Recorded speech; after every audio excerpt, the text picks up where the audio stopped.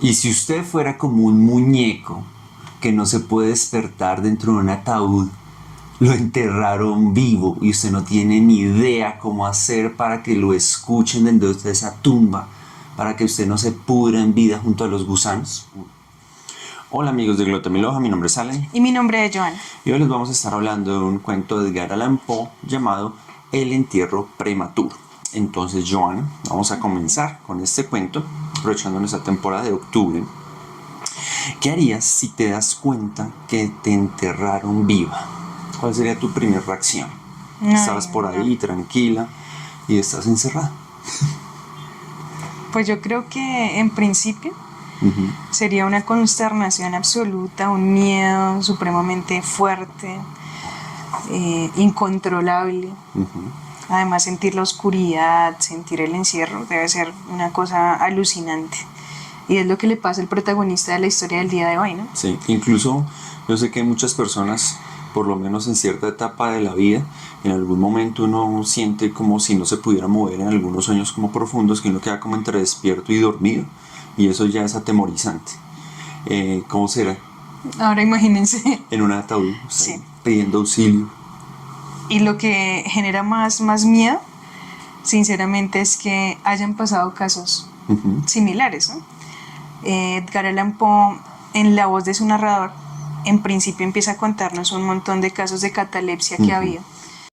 Entonces, por ejemplo, aparece el caso de una mujer en Baltimore, que es esposa de un congresista. Ella, pese a que esperaron 3 días para enterrarla, 3 años después se dan cuenta que estaba viva, porque había habido movimiento dentro de su tumba, de la bóveda en la que la habían enterrado. Incluso había podido vencer un poco la primera puerta, ¿no? O sea, Sí. la del ataúd, la del sarcófago. Logró salir del ataúd, pero no la bóveda familiar.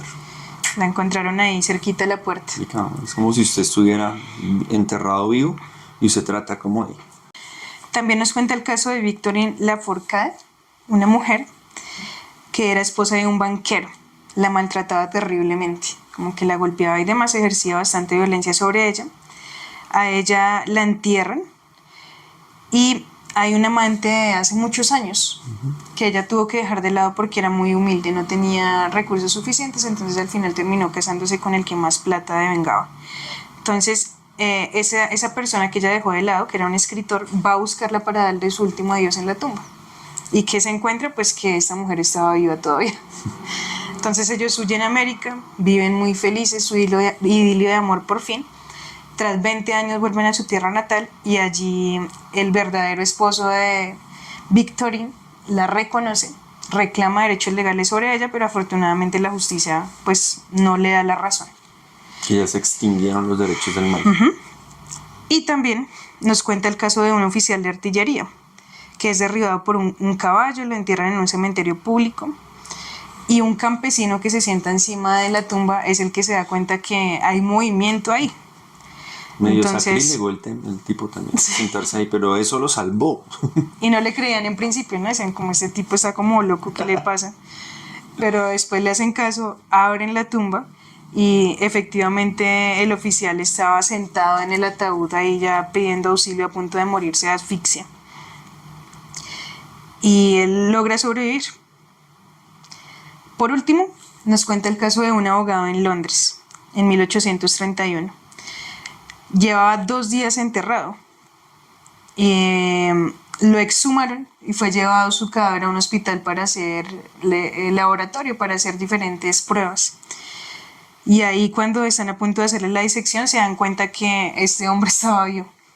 Él logra revivir y luego cuenta pues toda su agonía. Dice que pasó por una situación bastante compleja, que él intentaba decir cuando ya lo tenían en el hospital, estoy vivo, pero nadie le entendía. Sí, y así debe ser bastante complicada la situación de esa enfermedad llamada catalepsia, ¿no?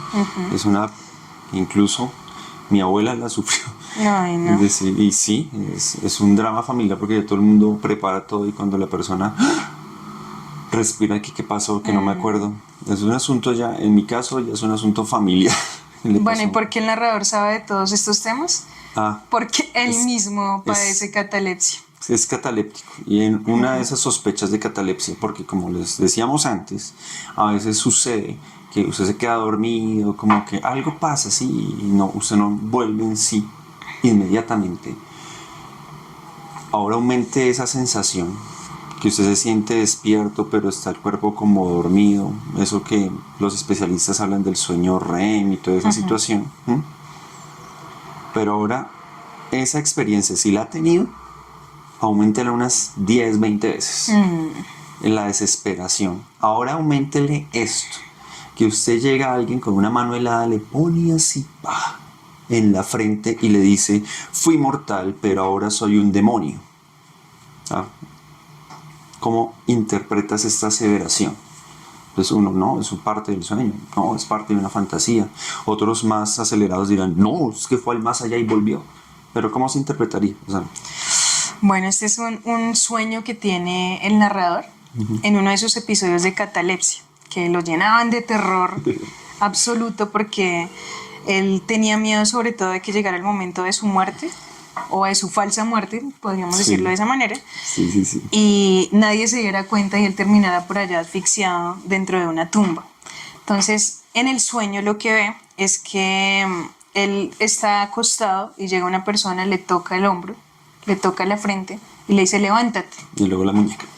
Pero que hubo, hombre, que le dije Y él: que se pero ¿cómo así? ¿Usted quién es? Levántate.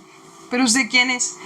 Y luego esta persona tiene el poder absoluto de levantar todas las tumbas tumbas de la humanidad. De la humanidad, imagínate eso también. Es un tan buen miedoso. tour. Hay gente que paga por eso. Van a sitios de terror. Luego las vuelve a cerrar y el narrador escucha como todas las personas se quejan, como que aúllan. Entonces se llena de un miedo supremamente grande y terrorífico. Y en medio están las cuestiones que él se pregunta, como bueno, ¿qué es lo que nos separa de la muerte? ¿Qué hace parte de la vida? ¿Qué hace parte de la muerte? ¿Qué tenemos más allá de ese mecanismo que llamamos cuerpo? ¿Qué es eso que llamamos alma?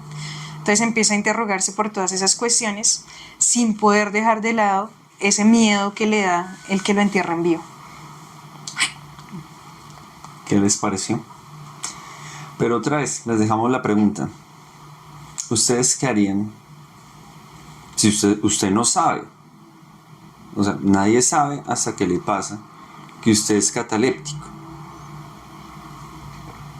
¿Qué haría usted? A veces las dejamos. Gracias, amigos de Hasta luego. Glata Miloham.